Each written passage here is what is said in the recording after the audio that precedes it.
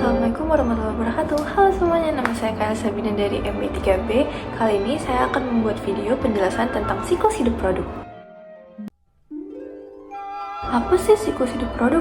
Siklus hidup produk atau biasa yang disebut dengan produk life cycle adalah tahapan-tahapan proses perjalanan hidup suatu produk mulai dari diperkenalkan kepada pasar hingga pada akhirnya hilang dari pasaran. Untuk memperpanjang umur hidup suatu produk, produsen harus bekerja keras melakukan berbagai strategi agar produknya dapat bertahan lebih lama lagi di pasar. Konsep siklus hidup produk atau produk life cycle ini dipopulerkan oleh Levitt pada tahun 1965 pada artikelnya yang berjudul Exploit the Product Life Cycle yang setelah penggunaannya dikembangkan dan diperluas oleh para ahli pemasaran lainnya. Selanjutnya, ada stage of the product life cycle. Terdapat 4 tahapan di dalam tahap ini. Yang pertama, ada tahap perkenalan atau introduction, di mana barang mulai dipasarkan ke dalam jumlah yang besar. Barang yang dijual dasarnya barang baru, dikarenakan masih berada di tahap permulaan dan biasanya ongkos yang dikeluarkan ini juga tinggi, terutama di biaya periklanan. Promosi yang dilakukan tersebut memang harus agresif serta juga mengarah kepada merek penjual. Yang kedua, ada tahap pertumbuhan atau growth. Dalam tahap ini, penjualan serta juga laba akan meningkat dengan sangat cepat, disebabkan permintaan sudah sangat meningkat serta juga masyarakat sekitar sudah mengetahui produk yang bersangkutan. Yang ketiga, ada tahap kedewasaan atau maturity. Di tahap kedewasaan ini, kita semua dapat melihat bahwa penjualan masih meningkat serta juga pada tahap berikutnya tetap. Dalam tahap ini, laba produsen ataupun laba pengecer mulai turun.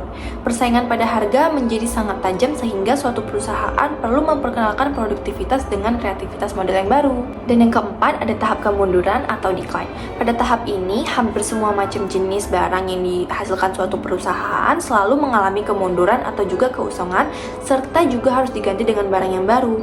Tahap kemunduran ini, barang baru harus sudah dipasarkan untuk dapat menggantikan barang yang lama yang sudah jadul. Pada tahap kemunduran tadi, apabila terjadi penurunan penjualan, ada alternatifnya loh. Alternatif yang biasanya dilakukan oleh manajemen di saat penjualan menurun antara lain sebagai berikut. Yang pertama, memperbarui barang. Yang kedua, meninjau kembali serta juga memperbaiki program pemasaran dan juga program produksinya agar lebih efisien. Yang ketiga, menghilangkan ukuran, warna, serta juga model yang kurang baik. Dan yang keempat, mengurangi sebagian jenis barang untuk dapat mencapai laba optimum pada barang yang sudah ada.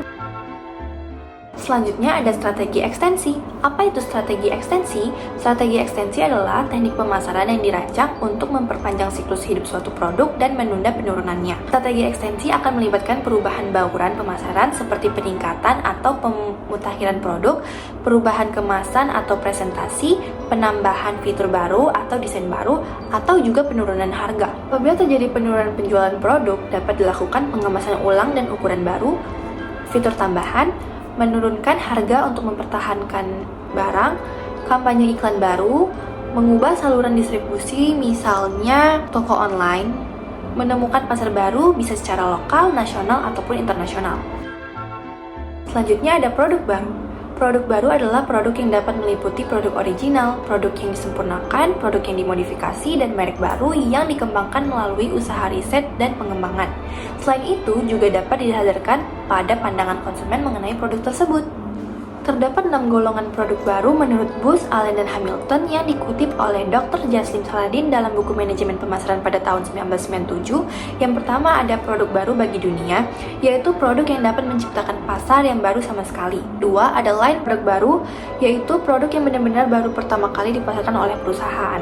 Yang ketiga adalah tambahan line product, yaitu perusahaan menambahkan line produk yang sudah ada. Keempat, merevisi produk yang sudah ada, yaitu merevisi atau menyempurnakan produk yang sudah ada sehingga memberikan nilai yang lebih tinggi atau menggantikannya dengan produk yang baru. Yang kelima, penempatan kembali, yaitu memposisikan kembali agar segmen pasar yang baru atau yang sudah ada. Yang keenam, penekanan biaya, yaitu produk baru dengan penampilan yang sama, tetapi melalui biaya yang lebih rendah. Selanjutnya ada pengembangan produk baru. Produk baru tersebut akan diterima konsumen apabila konsumen merasakan manfaat lebih besar dari produk yang sudah ada. Proses pengembangan produk baru memerlukan suatu proses yang sistematis, yaitu Yang pertama ada pencarian ide. Ide tentang produk baru dikumpulkan dari orang-orang baik yang berasal dari dalam ataupun luar perusahaan. Yang kedua, menyaring ide-ide. Ide-ide yang telah dikumpulkan pada tahap awal perlu disaring atau dipilih untuk mendapatkan ide yang paling mungkin untuk dikembangkan lebih lanjut. Yang ketiga, ada analisis bisnis. Analisis bisnis perusahaan meramalkan potensi pasar untuk produk tersebut. Jika perusahaan yakin bahwa produk akan dapat memberikan laba dan menutup biaya, ide tersebut akan dikembangkan ke tahap selanjutnya. Yang keempat ada pengembangan produk.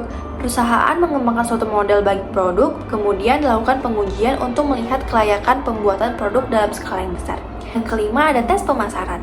Perusahaan melakukan uji coba pasar untuk mengetahui apa kelemahan produk tersebut sehingga dapat dilakukan penyesuaian. Yang terakhir ada komersialisasi. Jika dalam uji pasar produk menunjukkan hasil yang menjanjikan, perusahaan akan mulai memproduksi dan mendistribusikan ke seluruh pasar. Segitu dulu video penjelasan siklus hidup produk dari saya. Saya ucapkan terima kasih. Wassalamualaikum warahmatullahi wabarakatuh.